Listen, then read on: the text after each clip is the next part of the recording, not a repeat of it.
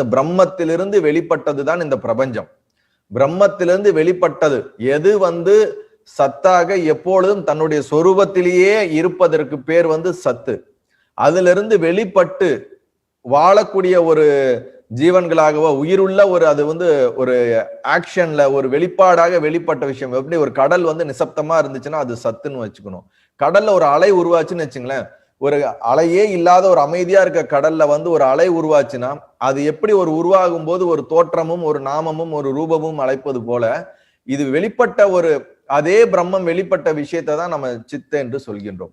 இந்த சித்து வெளிப்பட்டு தன்னால் சேர்த்து வெளிப்படுத்தப்பட்ட இந்த கற்பனையான பல விஷயங்கள் உருவாக்கப்பட்ட இந்த பிரபஞ்ச விஷயங்களே ஆழ்ந்து ஆழ்ந்து ஆழ்ந்து அதனோடையே பந்தப்பட்ட காரணத்தினால், பந்தம் என்றால் என்னங்கிறது நம்ம ரொம்ப தெளிவா ஒன்று புரிஞ்சுக்கணும். பார்ப்பவன், பார்க்கப்படும் பொருள், பார்க்கின்ற செயல், இந்த மூன்றுக்கும் இடையே உள்ள தொடர்பு தான் பந்தம். இப்ப பார்ப்பவன் யாரு என்றால் நீங்கள் இப்ப என்ன பார்த்து கொண்டு இருக்கிறீர்கள். பார்க்கப்படும் பொருள் யாரு? நானு. ரெண்டு பேத்துக்குள்ள என்ன நடக்குது? பார்க்கின்ற செயல் ஒன்று நடக்குது. இப்ப இது மூணுமே ஒரு கனெக்டடா இருக்குது. இந்த கனெக்டடா இருக்கிறதுக்கு பேரு தான் பந்தம் என்று பெயர். இப்ப நம்ம என்ன பண்றோம்? நமக்கு முன்னாடி தெரியக்கூடிய இந்த உலகம், மனிதர்கள், இதை அனைத்தோடையும் பார்க்கின்றவனான நான் என்னை ஒன்றாக இணைத்து அதனோடு சேர்த்து நான் பார்க்கும் பொழுது அங்கே நம்ம ஒரு ஜகத்தை உருவாக்குறோம், சிருஷ்டி பண்ணோம். அதாவது மனதினால் ஒரு உருவகத்தை கொடுத்து இதையெல்லாம் நிஜம் போல நமக்கு தெரிகின்றது. ஆனால் இங்க வசிஷ்டர் சொல்லக்கூடிய சத்தியம் என்னன்னா, பார்க்கின்றவன் மட்டுமே இருக்கின்றானே தவிர பார்க்கப்படும் பொருளோ பார்க்கின்ற செயலோ ஒரு தோற்றமாக தெரிகிறதே தவிர அது உண்மையும் அல்ல பொய்யும் அல்ல அப்படிங்கிறார். நமக்கு குழப்பம் வரும். அது எப்படி உண்மையும் இல்ல பொய்யும் இல்லை அப்படின்னா, எப்படி ஒரு தூரத்துல ஒரு காணல் நீர் இருக்குது பாலைவனத்துல, நமக்கு தண்ணி தெரியற மாதிரியே இருக்கும் தூரத்துல இருந்து பார்த்தா. நம்ம சில நேரத்துல டிரைவ் பண்ணும்போது நீங்க ரோட்ல பாப்பீங்க, வெயில் காலத்துல எல்லாம் ரோட்ல ஒரு தண்ணி தெரியற மாதிரி இருக்கும் காணல் நீர், பக்கத்துல போக போக இருக்காது. அது தோன்றுச்சான்னு கேட்டுச்சுன்னா அது உண்மையா இருந்துச்சான்னு கேட்டா இருந்துச்சு. நம்ம கண்ணால நம்ம பிரத்யட்சமா பார்த்தோம். அதுல எங்கேயும் மாற்றுப்பாடு இல்லை. ஆனால் அது பக்கத்துல போக போக அதை ரொம்ப அலசி ஆராயும் போது அதுல ஒரு உண்மை இல்லை, அது ஒரு சத்தியமாக இல்லை, அது என்ன ஆயிடுச்சு? காணாம போயிடுச்சு.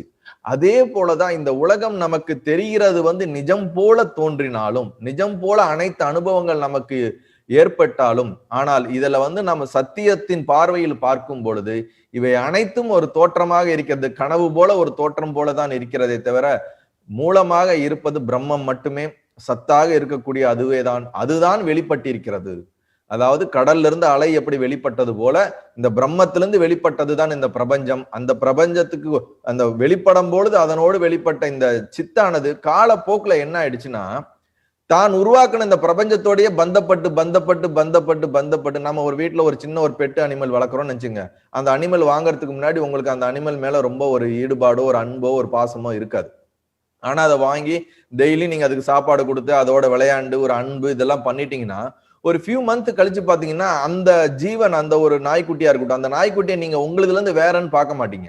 அது உங்களுக்கு அன்பு கொடுக்குது, நீங்க அதுக்கு அன்பு கொடுப்பீங்க. அது இல்லாம நீங்க இருக்க முடியாது, ரொம்ப அதோட பந்தப்பட்டு போயிடுவீங்க. அப்புறம் அதுக்கு ஒண்ணுன்னா நமக்கு கஷ்டப்படுவோம். சோ அது இனிஷியலா நமக்குள்ள இல்லாத பந்தம் நாம் அதனோடு சேர சேர சேர நமக்குள்ள ஆழமான ஒரு பிணைப்பை ஏற்படுத்தி அது நம்ம சுகத்தையும் கொடுக்கிறது, துக்கத்தையும் கொடுக்கிறது. நல்லா புரிஞ்சுக்கணும். புரியுதுங்களா? சோ அதே போல இந்த வெளிப்பட்ட இந்த சித்தானது தன்னுடைய சுபாவ நிலையான இந்த சத்தை மறந்து இந்த வெளிப்பட்ட இந்த பிரபஞ்சம், ஈஸ்வரனாக வெளிப்பட்ட இந்த பிரபஞ்சம் காலப்போக்குல என்ன ஆயிடுச்சுன்னா, படைக்கப்பட்ட விஷயங்களோட அதனால் வெளிப்படுத்தப்பட்ட இந்த தோற்றங்கள் மேல பந்தப்பட்டு பந்தப்பட்டு தான் யார் என்ற அந்த உணர்வை மறந்து நான்ற ஒரு அகங்காரம் கொண்ட ஒரு உணர்வு வந்துருச்சு. அந்த அகங்காரம் கொண்ட ஒரு நான்ற ஒரு உணர்வு, நான் தனி அப்படின்ற ஒரு உணர்வு வந்த உடனேயே அதற்கு ஸ்தூலமான பிரபஞ்சமாகிய நம்ம பார்க்கக்கூடிய இந்த உலகங்கள், மனசு, புத்தி எல்லாமே உருவாக ஆரம்பிச்சிருச்சு. எப்ப அது உருவாக ஆரம்பிச்சிருச்சோ அப்பவே நம்ம ஜீவன் என்று ஒரு நிலைக்கு வந்து விட்டோம்.